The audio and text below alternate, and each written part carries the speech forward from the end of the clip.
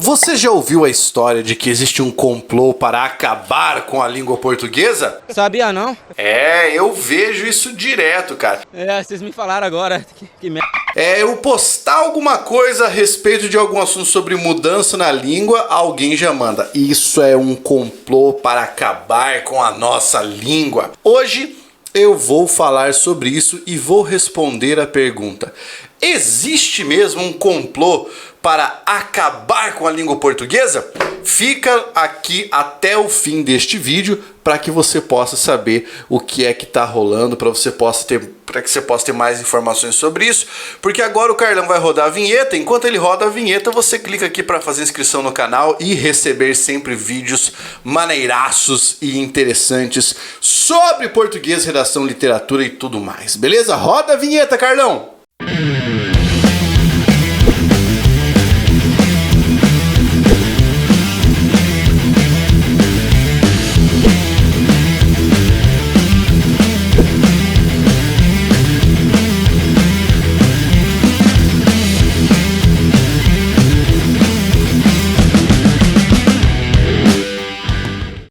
Vou explicar de onde está saindo essa história de que existe um complô para acabar com a língua portuguesa. Costumeiramente eu publico aqui vídeos em que eu falo sobre temas como variação linguística, de vez em quando falo sobre preconceito linguístico, recortando bem esses assuntos e não falando de forma genérica, tá? Eu falo de forma técnica, porque minha formação é essa, eu sou linguista.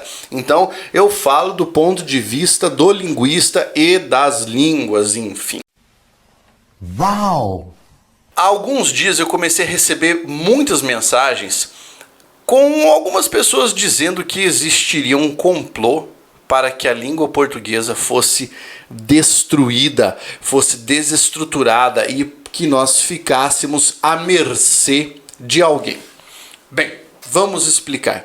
Isso não é novidade, isso não é de hoje que surgem essas teorias conspiracionistas a respeito do fim da língua portuguesa e tudo mais. Veja bem, se não tem que mandar matar uma desgraça dessa. Desde que nós começamos a perceber mudanças na língua, nós temos aqueles que entendem a língua como uma unidade que não pode ser mexida, como algo praticamente sepultado, e outras pessoas que entendem a linguagem, a língua necessariamente como algo vivo e suscetível a mudanças.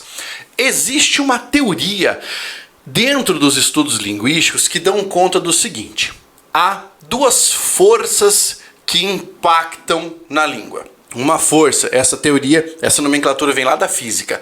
Uma força centrífuga da língua e uma força centrípeta da língua. Eita porra! Então, o que é isso? A força centrípeta da língua é aquela que tende a manter a língua como é. Então, se você considerar, por exemplo, as prescrições da gramática normativa, os compêndios gramaticais, os próprios professores de gramática, esses tendem a manter a língua como ela é, no seu estado tecnicamente atual, tá? Ou teoricamente atual. Já as forças centrífugas da língua são os falantes, fundamentalmente, e as novas gerações que começam a ter contato e usar a língua. Desse confronto entre forças centrípetas e forças centrífugas, algumas coisas se modificam e modificam-se permanentemente. Quer dizer, elas deixam de ser aquilo que elas eram anteriormente. Para isso, vale lembrar a evolução da língua portuguesa como um todo. O português que nós falamos hoje não é nem de longe parecido com o português que se falava no Brasil no 1800, nem no 1600, muito menos se você considerar no 1500. Porque essas evoluções acontecem, mas elas não acontecem por um projeto. Elas acontecem porque isso é natural de qualquer língua. O inglês que se fala hoje não é o mesmo inglês que se falava, por exemplo, no 1800. Tanto se você considerar qualquer forma da língua inglesa. O inglês que era falado nos Estados Unidos ou na Inglaterra ou onde você quer que seja. Todas as línguas sofrem influência da mudança das gerações e também sofre influência do meio pelo qual a comunicação se realiza. Daí nós falarmos em variação linguística. Então, quando você pega, por exemplo, o caso mais comum que as pessoas utilizam para falar de variação linguística é a transformação da expressão vossa mercê em você, né, que acontece com o passar do tempo. Esse é um caso, mas nós podemos pegar outro caso. Por exemplo, a palavra fresta, que vem de finestra. Finestra, que significa janela, vai se transformar em fenestra, e que fenestra significa janela, e conforme o tempo vai passando, uma abertura numa janela, ou numa porta, ou em qualquer coisa que possa ser fechada, acabou sendo denominada de fresta, né? Tanto que as pessoas falam, tem uma frestinha aberta ali. Essas evoluções acontecem naturalmente. No Brasil houve uma polêmica há muitos anos, porque determinado parlamentar estava levantando a bandeira de que a língua portuguesa estava sendo destruída pela incursão de diversos vocábulos do inglês. E ele quis criar um projeto de lei que proibisse a acomodação de novas palavras na língua portuguesa, principalmente palavras estrangeiras vindas da língua inglesa. E ele justificava da mesma forma: isso vai descaracterizar a língua portuguesa, isso vai acabar com a língua portuguesa. Na verdade é o contrário. Esse processo de contato com línguas e aumento vocabular é um processo de enriquecimento da língua. Todas as línguas possuem vocábulos, expressões que são tomadas de empréstimo. O próprio português que nós falamos não é um português puro, porque a língua portuguesa não é um português puro. A língua portuguesa é um romanço. Um romanço é um contato que houve entre uma língua base, que era o latim, e diversas outras comunidades. E aí lá na Península Ibérica, mais especificamente na região do Condado Portucalense, vai se formar a língua portuguesa. Então, você pensar que o contato entre línguas pode acabar com a língua portuguesa é um absurdo sem tamanho, principalmente porque o português, se você levar em consideração das línguas, né, faladas no mundo, o português é a 6ª língua mais falada no mundo.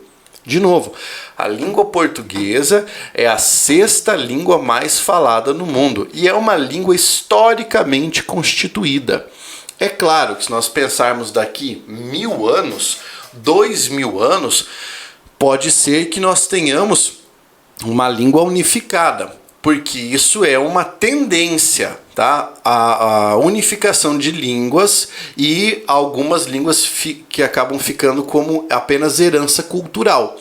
Mas o que eu quero que você entenda é que não existe um planejamento para descaracterizar a língua portuguesa.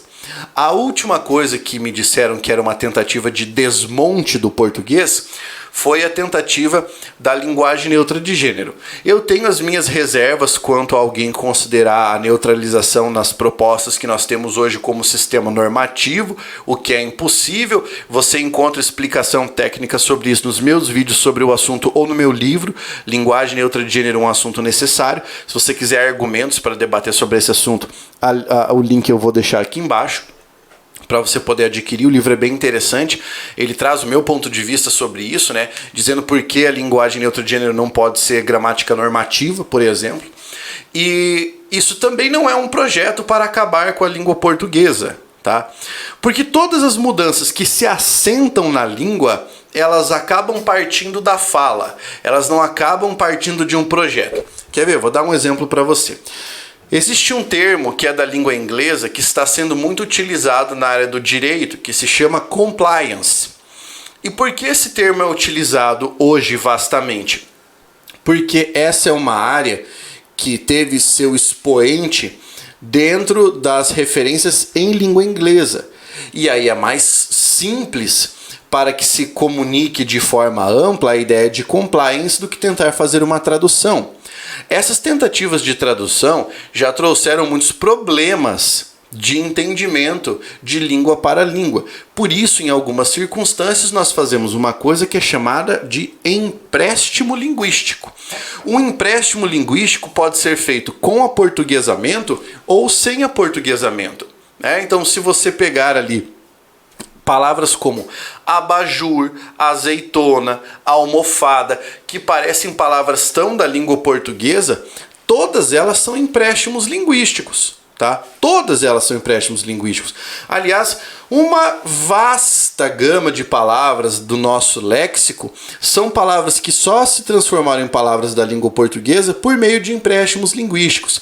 Então, para responder a sua pergunta ou a sua dúvida de maneira muito clara, não existe um complô para acabar com a língua portuguesa, para fazer com que a língua portuguesa deixe de existir, principalmente porque ela é uma língua oficial da Organização das Nações Unidas, ela é reconhecida oficialmente, não existe essa tendência. Existem línguas que são de aprendizado mais simples e que facilitam a comunicação entre pessoas de países distintos. Um exemplo nesse caso é a língua inglesa. A língua inglesa costumeiramente é utilizada em larga escala porque ela tem uma base muito simples e ela é fácil de ser aprendida. É diferente de você considerar uma língua como o mandarim, a língua portuguesa, o finlandês também, que é um outro caso aí que pode revelar desafios para o falante, ou o coreano e várias outras línguas. Outra coisa importante para te explicar é que a língua portuguesa não é uma das mais difíceis do mundo. Muita gente cai nesse conto aí, mas eu tenho um vídeo aqui no canal que você pode assistir que se chama As Línguas Mais Difíceis do Mundo, para você saber quais são. O português não está entre elas, só para que você saiba. Tá? Então, o que eu quero dizer é, toda vez que você vir alguém falando, não, isso aí é um complô armado por não sei quem para acabar com a língua portuguesa, você pode dar risada da inocência dessa pessoa, porque ela não sabe como funciona uma língua. Uma língua não funciona por transformações artificiais, ela funciona por transformações que são auridas. O que é isso?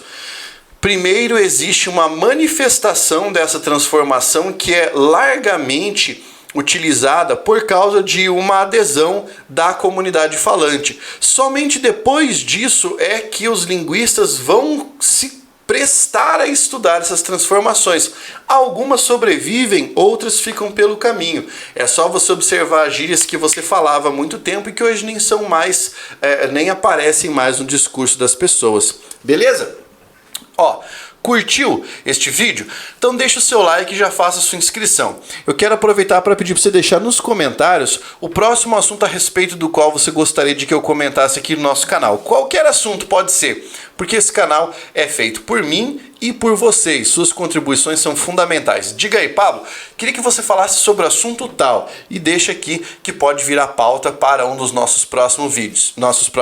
Não se esqueça de que nós temos aqui também o link do nosso canal de cortes. Os cortes que são provenientes do Jamilcast. Você vai amar. Quero que você clique ali, faça sua inscrição no canal de cortes, comece a deixar suas opiniões, seus comentários lá também, porque são ótimos cortes projetados exclusivamente para você, tá bem? Aqui também tem o link do meu mini curso grátis de português. Se você quiser estudar língua portuguesa e ficar fera, ficar afiadão, é só clicar ali e estudar comigo. Até o nosso próximo vídeo, um grande abraço, nação jamilqueira. Força, guerreiros!